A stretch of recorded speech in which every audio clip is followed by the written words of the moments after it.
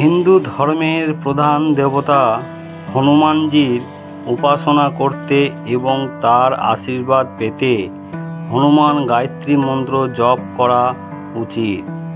অন্য কথায় যে হনুমানজির অনেক মন্ত্র আছে, কিন্তু এই মন্ত্রটি খুবই কার্যকরী। এই মন্ত্রের নিয়মিত জপ হনুমানজি আশীর্বাদ শক্তি অর্জনে সাহায্য করে। হনুমান গায়ত্রী মন্ত্র পাঠ করা একজন ব্যক্তিকে তার তৃপ্তি, শক্তি, বুদ্ধিমত্তা এবং ধৈর্য দেয়। এই মন্ত্রটি ভক্তি ও সাধনা একটি গুরুত্বপূর্ণ অংশ, যা আত্মাকে শুদ্ধ করে এবং সত্যর পথে নিয়ে যায়। এই মন্ত্রের কিছু বিষয় তালিকা বলছি। হনুমান গায়ত্রী মন্ত্র পদ্ধতি, হনুমান গায়ত্রী মন্ত্র, হনুমান গায়ত্রী মন্ত্রের অর্থ, হনুমান গায়ত্রী মন্ত্রের নিয়ম ও হনুমান গায়ত্রী মন্ত্রের উপকারিতা। আমি এইগুলো আপনাদের বলবো, সেগুলো আপনারা মন দিয়ে শুনবেন। এই গায়ত্রী মন্ত্রটি খুবই গুরুত্বপূর্ণ। এটি মঙ্গলবারে অবশ্যই জপ করতে হবে। হনুমানজি গায়ত্রী মন্ত্রের যে বিধি, সেটি হলো হনুমান গায়ত্রী মন্ত্র বিশেষ করে মঙ্গলবার বা শনিবার বা যে কোনো শুভ দিনে জপ করা যেতে পারে।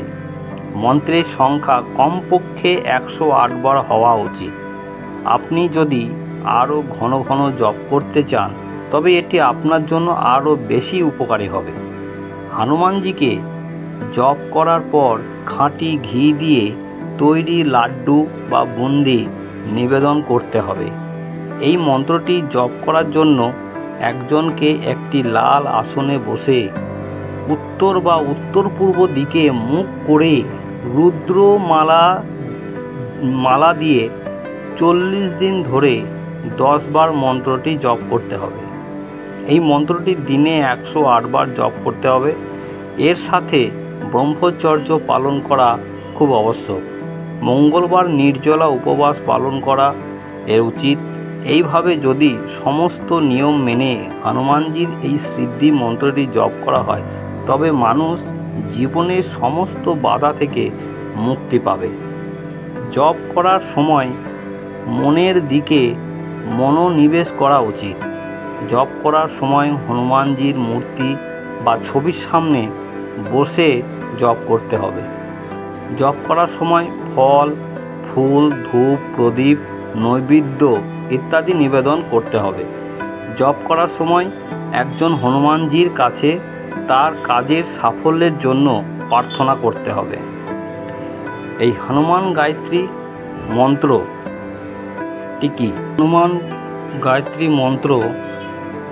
মন্ত্রটি হলো, আমি মন্ত্রটা বলে দিচ্ছি, মন্ত্রটা আপনারা মন দিয়ে শুনবেন।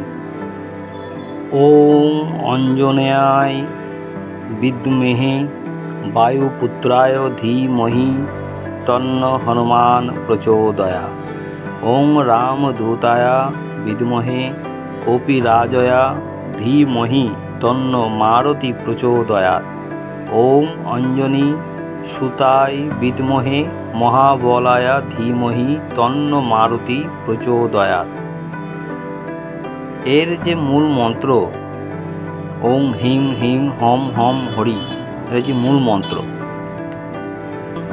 গায়ত্রী মন্ত্রের অর্থ সেটি কি আমি আপনাদের বলে দিচ্ছি, যে হনুমান গায়ত্রী মন্ত্রের অর্থটা কি। মন্ত্রটির অর্থ হলো, হে অঞ্জনী মাতা, ভগবান হনুমান বায়ু দেবতায় পুত্র, আমরা আপনার কাছে প্রার্থনা করি যে আপনি আমাদের বুদ্ধির সঠিক পথ প্রদান করুন। এটি হচ্ছে হনুমান গায়ত্রী মন্ত্রের অর্থ। মন্ত্রের সঠিক নিয়ম, হনুমান গায়ত্রীর মন্ত্রের যে নিয়ম সেটি আপনাদেরকে বলে দিচ্ছি, সেটা আপনারা মন দিয়ে শুনুন। মন্ত্রটি সঠিকভাবে উচ্চারণ করা গুরুত্বপূর্ণ।